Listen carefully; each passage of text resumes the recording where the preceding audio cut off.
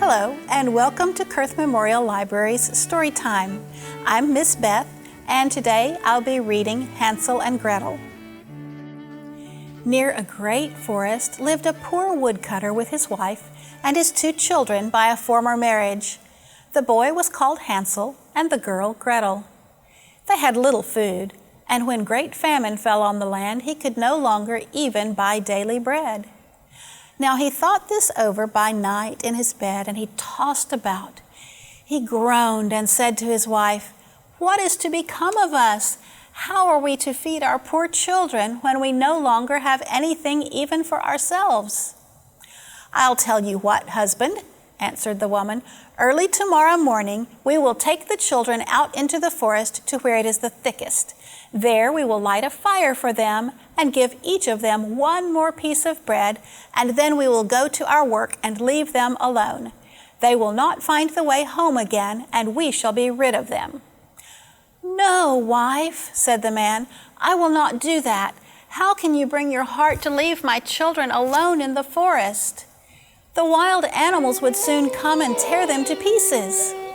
"Oh, you fool," said she, "then we will all 4 die of hunger. You may as well build our coffins." And she kept pestering him until he agreed. "But I feel very sorry for the poor children all the same," said the man. The 2 children had also not been able to sleep for hunger, and had heard what their stepmother had said to their father. Gretel wept bitter tears and said to Hansel, "Now all is over with us."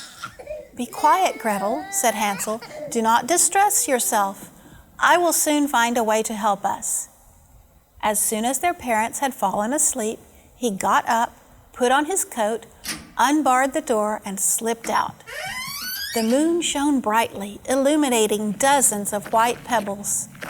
Hansel grabbed as many as he could and stuffed them into his pockets. Early in the morning came the woman and took the children out of their beds. Their piece of bread was given to them, but it was small. On the way into the forest, Hansel often stopped and stood still so that he could throw a pebble on the ground. "Hansel, why do you stop and look round?" said the father. "Go on."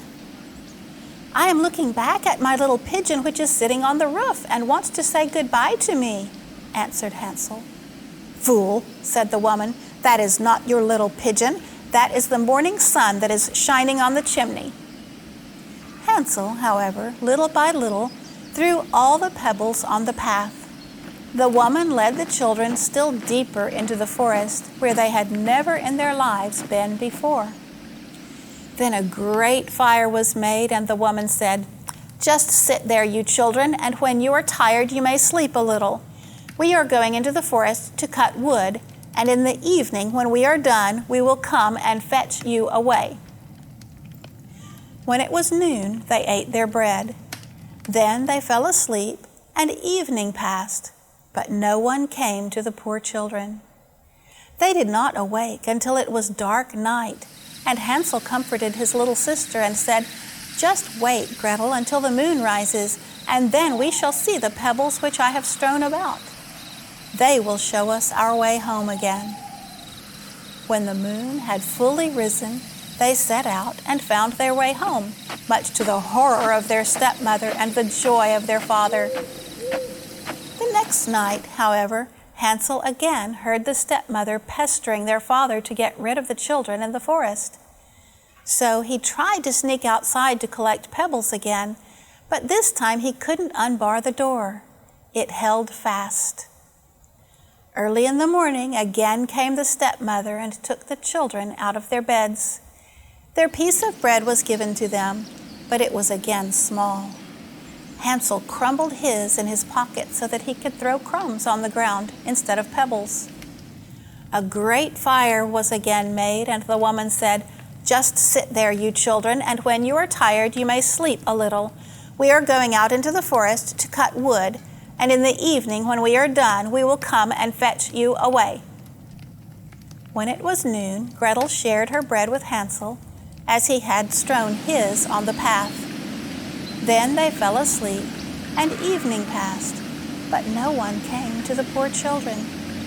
They did not awake until it was dark night, And Hansel comforted his little sister and said, "Just wait, Gretel, until the moon rises, and then we shall see the breadcrumbs which I have strewn about.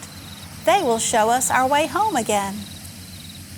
When the moon came, they set out, but they found no crumbs, for the many thousands of birds which fly about in the woods and fields had picked them all up. Hansel said to Gretel, "We shall soon find the way." But they did not find it. They walked the whole night and all the next day too, from morning till evening, but they did not get out of the forest and were very hungry, for they had nothing to eat but 2 or 3 berries which grew on a bush. They walked and walked until they reached a little house. And when they approached the little house, they saw that it was built of bread and covered with cakes, but that the windows were of clear sugar. "We will set to work on that," said Hansel, "and have a good meal. I will eat a bit of the roof, and you, Gretel, can eat some of the window. It will taste sweet." Hansel reached up above and broke off a little of the roof to try how it tasted, and Gretel leaned against the window and nibbled at the panes. Then a soft voice cried from the parlor, "Nibble, nibble, gnaw, who is nibbling at my little house?" The children answered, the wind, the heaven-born wind," and went on eating. Suddenly the door opened, and a woman as old as the hills, who supported herself on crutches, came creeping out. Hansel and Gretel were so terribly frightened that they let fall what they had in their hands. The old woman, however, nodded her head and said, "Oh, you dear children, who has brought you here? Do come in and stay with me. No harm shall happen to you." She took them both by the hand and led them into her little house. Then she set before them milk and pancakes with sugar, apples, and nuts. Afterwards, 2 pretty little beds were covered with clean white linen, and Hansel and Gretel lay down in them and thought they were in heaven. The old woman had only pretended to be so kind. She was in reality a wicked witch who lay in wait for children and had only built the little house of bread in order to entice them there. When a child fell into her power, she cooked it and ate it. When Hansel and Gretel came into her neighborhood, she laughed with malice and said mockingly, "I have them. They shall not escape me." Early in the morning, before the children were awake, she was already up, and when she saw both of them sleeping and looking so pretty, with their plump and rosy cheeks, she muttered to herself, "That will be a dainty mouthful."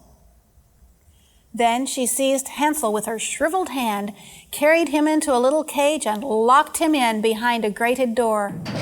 Scream as he might, it would not help him. Then she went to Gretel, shook her until she awoke, and cried, "Get up, lazy thing, fetch some water and cook something good for your brother. He is in the cage outside and is to be made fat. When he is fat, I will eat him." Gretel began to weep bitterly, but it was all in vain, for she was forced to do what the wicked witch commanded. And now the best food was cooked for poor Hansel, but Gretel got nothing but crab shells. Every morning the woman crept to the little cage and cried, "Hansel, stretch out your finger that I may feel if you will soon be fat." Hansel, however, stretched out a little bone to her, and the old woman, who had dim eyes, could not see it, and thought it was Hansel's finger, and was astonished there was no way of fattening him. When 4 weeks had gone by, and Hansel still remained thin, she was seized with impatience and would not wait any longer. "Now then, Gretel," she cried to the girl, "stir yourself and bring some water. Let Hansel be fat or lean. Tomorrow I will cook him." Oh, how the poor little sister did cry when she had to fetch the water, and how her tears did flow down her cheeks. "Dear God, help us," she cried. "If the wild beasts in the forest had only eaten us, we would at any rate have died together." "Just keep your noise to yourself," said the old woman. "It won't help you at all." Early in the morning, Gretel had to go out and hang up the cauldron with the water and light the fire. "We will bake first," said the old woman. "I have already heated the oven and kneaded the dough." She pushed poor Gretel out to the oven from which the flames of fire were already darting. "Creep in," said the witch, "and see if it is properly heated so that we can put the bread in." And once Gretel was inside, she intended to shut the oven and let her bake in it, and then the witch would eat her too. But Gretel saw what she had in mind and said, "I do not know how I am to do it. How do I get in?" "Silly goose," said the old woman. "The door is big enough. Just look, I can get in myself." And she crept up and thrust her head into the oven. Then Gretel gave her a push that drove her far into it and shut the iron door and fastened the bolt. Oh, then the witch began to howl quite horribly, but Gretel ran away. She ran to Hansel, opened his little cage, and cried, "Hansel, we are saved! The old witch is dead!" Then Hansel sprang like a bird from its cage when the door is opened. How they did rejoice and hug each other and dance about. And as they had no longer any need to fear her, they went into the witch's house, and in every corner there stood chests full of pearls and jewels. "These are far better than pebbles," said Hansel, and filled his pockets. And Gretel said, "I too will take something home with me," and filled her apron full. "But now we must be off," said Hansel, "that we may get out of the witch's forest." When they had walked for a long time, the forest seemed to be more and more familiar to them, and at length they saw from afar their father's house. Then they began to run, rushed into the parlor, and threw themselves round their father's neck. The man had not known one happy hour since he had left the children in the forest. The stepmother had since died of the famine, so it was now only the three of them. Gretel emptied her apron until pearls and precious stones ran about the room, and Hansel threw one handful after another out of his pocket to add to them. Then they had no more worries, and the three lived together in perfect happiness. Thank you for joining us for today's story, Hansel and Gretel. I hope you enjoyed it, and I hope to see you next time.